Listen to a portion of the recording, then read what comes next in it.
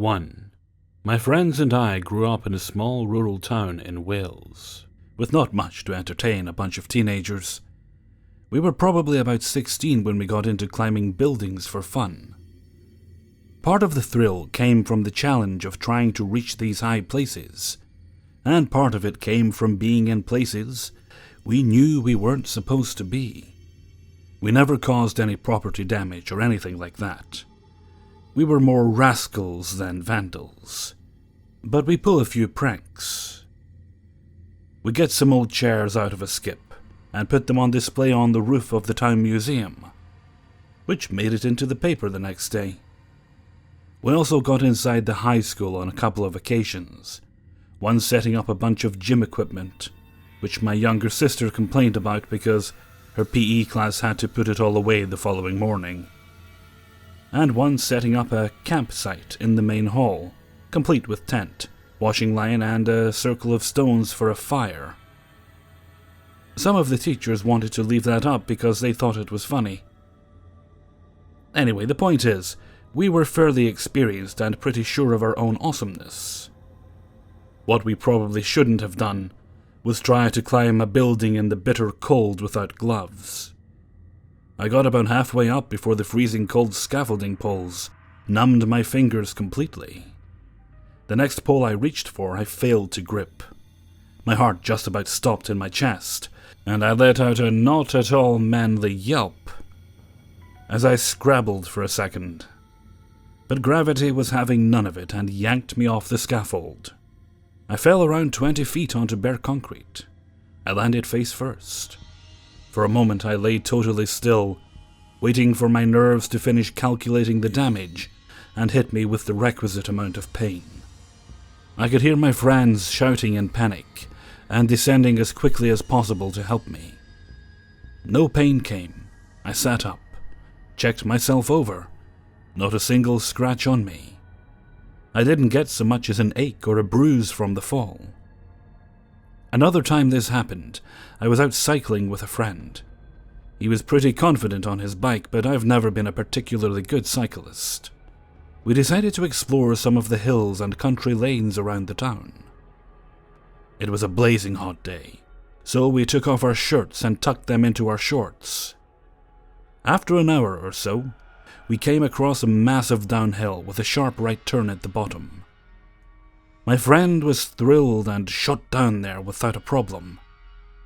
I was less enthused, but not willing to chicken out. To this day, my friend tells the story of how I came round that sharp right turn. He'd stopped to wait for me. I was on my front wheel only, the rest of the bike having lifted off the ground. I was holding on to only the handlebars in full-on Superman pose, and I was screaming. I shot straight off the road into a small lay-by of gravel, where my bike stopped abruptly.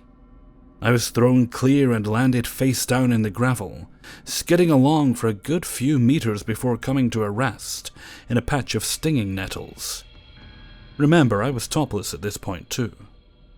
Once again, when I got up, there wasn't a scratch on me. No scrapes from the gravel, nor bruise from the impact. I didn't even get stung by the nettles.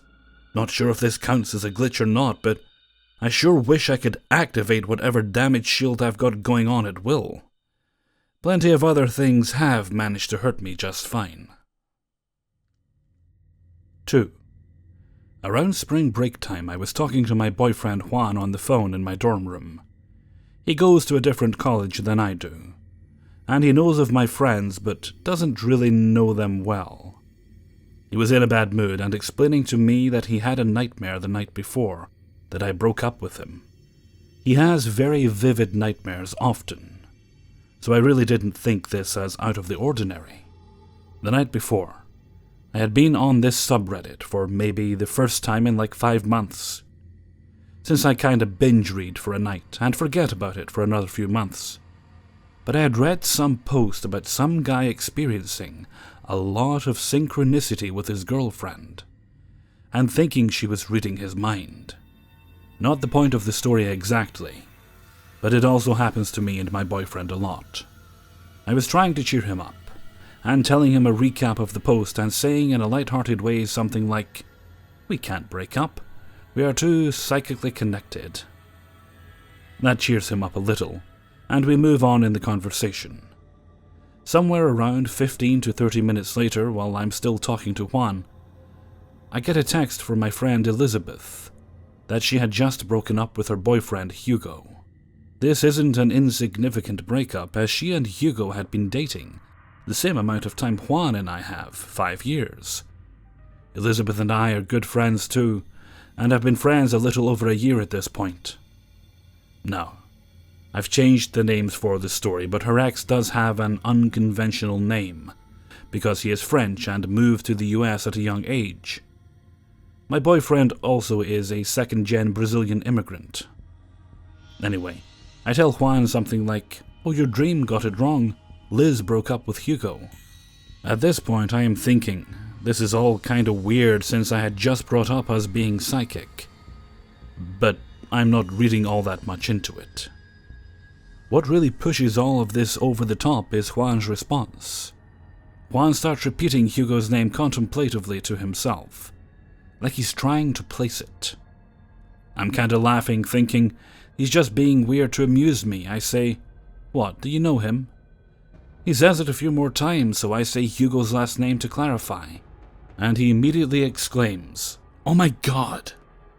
It took Juan a minute to calm down before he told me that his godmother is Hugo's stepmother. Juan totally freaked out, thinking it was the weirdest thing, and sent me baby pictures of them both together at around age 3, and told me stories about them. What Juan told me as to why he didn't recognize the name before, as I had mentioned Hugo's name to him more than once, was that he just assumed it couldn't possibly be the same guy, and there had to be more Hugos out there. I guess not. He also hadn't seen Hugo since around mid-high school, and they weren't close, so he wasn't really on his mind. Elizabeth was gone for the weekend, but I told her over lunch a few days later on Monday. She was also thoroughly freaked out. What's a little odd too was that the same night I had been reading Glitches, so had she. Obviously this isn't too noteworthy, as we are friends with similar interests. But we had never talked about Glitches before then at all. Juan and Elizabeth also have the same birthdays, which is another weird coincidence. Small world moments happen a lot, but I feel like the experience was so weird, it felt like more than just a simple coincidence. 3. Okay, so earlier this evening I was hanging out with my friend downtown on the riverfront. This lady was walking her 12-week-old miniature Australian Shepherd puppy through the grassy area where we were sitting. My friend sees the puppy and asks, "Whoa, did I already pet that puppy today?" Apparently this morning my friend had a pet puppy that looked exactly identical at a pizza restaurant, and the lady was walking the puppy at the river. Looked exactly the same as the first puppy owner as well. Tanned complexion, middle-aged, brown hair in a ponytail, and a purple blouse. The riverfront lady looked similar enough to the woman from earlier in that day that my friend, who had a full conversation with the first woman, mistook her as the same person until she found out that dog walker number 2 hadn't been to the pizza restaurant. But it doesn't stop there. After my friend explained her confusion, the riverfront lady told us how that morning her puppy had in fact a vet appointment, and her daughter was the one who took the dog. When her daughter entered the office, the vet receptionist was extremely confused because, just a few minutes earlier, she had served an identical lady with an identical puppy. 20-ish blonde girl in a yellow shirt, with an Australian Shepherd puppy. This could be a series of coincidences, but I thought it was cool and a little creepy. I've been a fan of Glitch in the Matrix for a few years now, but I've never had an experience of my own. What's wrong about a couple extra puppies in the world, though? 4. The past few months I've been making an effort to be thankful for the good things in my life. Unfortunately, I've noticed a strange pattern emerge when I have a very strong grateful thought. The first one that I recall has to do with my cat. poor thing has a very sensitive stomach, basically the cat version of IBS. And I've finally found a great routine for her that includes some very expensive cat food, and occasionally probiotics. Anyway, she's been doing wonderfully, until I said aloud to my partner one morning, "I'm so glad that Albus is doing well. She hasn't been sick in months." That afternoon she threw up. I immediately remembered what I had said earlier and found it odd. The next thing that happened was also pretty shitty. I've suffered from acne for many years, and it subsided and come back before with a frustrating inconsistency that I've been unable to track. The last 2 months my face has cleared up substantially, to the point where a friend at school and my partner commented on it. At the time I didn't really think about it. But then last week I looked at myself in the mirror, and I realized how incredibly clear my face really was. I felt a wave of gratefulness, felt hopeful, felt good about myself. The next day I woke up with another breakout.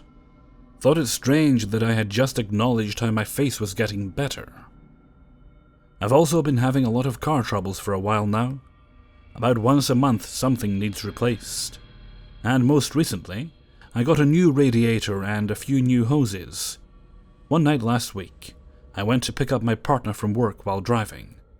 I was hit with this extreme feeling of thankfulness that my car was running again, and that it was such a beautiful evening. On the way back home, I see smoke rising from my hood. Upon inspection, I discover coolant splattered everywhere in the engine compartment. Broken hose. I again remember my grateful thought.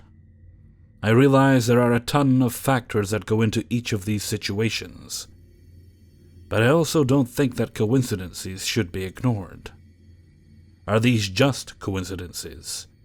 It's been bothering me enough that I felt I should ask for others' opinions. Each of these times the emotion was really strong, happy, and peaceful. I know in the past I've had a sudden thought, and then that thing happens. But it was always slightly different than how I saw it in my head. Those were more ironic, like the universe was fucking with me or laughing at me, and I was able to find humor in it. This feels so terrible, though. I thought being grateful was supposed to make life better, not worse. As a final note, my kitty is feeling better than ever again after a rough few days. Although maybe I shouldn't say that. 5. During the summer 2 years ago, around 8 p.m., I was in the kitchen cooking dinner for my mother and myself. I walk into my mother's room, wake her up, give her her medication, and check her blood glucose levels. My mother is a diabetic, and at the time her physical health had started to decline at a rapid rate. I see her levels are good, and I go back to the kitchen to pick up the plate of food I made. I leave the kitchen, walk into her room, set the plate on the bed, and head back to the kitchen to fix my own plate. After doing so, I realized I forgot my cup for my drink in my room, and went to go get it. On the way there, I decided to see if my mother would like something else before I do anything else, since I was just about to her door anyway. In order to get to my room, I have to walk past her bedroom doorway, which, coming from the kitchen, would be on my right. I turn into her doorway, and as soon as I look at her, her head whips from the opposite side of the doorway I came from, and looks me dead in the eye.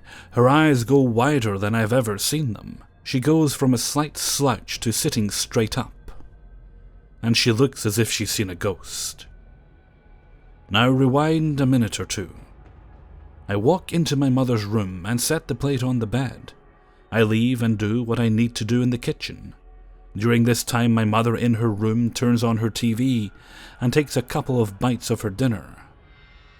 Meanwhile, I remember about my cup and leave the kitchen to go get it. At this time, my mother sees me walk past her doorway toward my bedroom and yells out "thank you," since I had already completely passed the doorway left to right. Immediately after, I come walking into her room from the direction of the kitchen, left. As I see the look on her face, I ask her what's wrong, to which she replies, "You didn't just walk by?" I tell her I didn't, and she tells me about seeing me walk by her room, and since she felt I wouldn't hear her, she decided to yell out, "Thank you." Now, when she had yelled out to me, I was already just getting to the doorway. I should have heard her clear as day, with absolutely no problem. I heard nothing.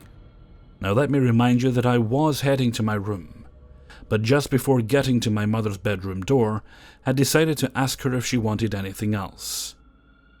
It is said that whenever a decision is made, the current timeline splits and creates a new one for each decision made. Could my mother have possibly witnessed, with her own eyes, the actual moment the timeline split off? Did she catch a small glimpse of my deciding not to ask her anything, and going straight to my room instead? That is not the only weird experience I had, just the most recent. And for me personally, the most profound one in my life to date. Update. After bringing the topic up with my mother, she stated that she remembers that night vividly. Her words were, "Yeah, I remember that night. I don't think I'll ever forget it.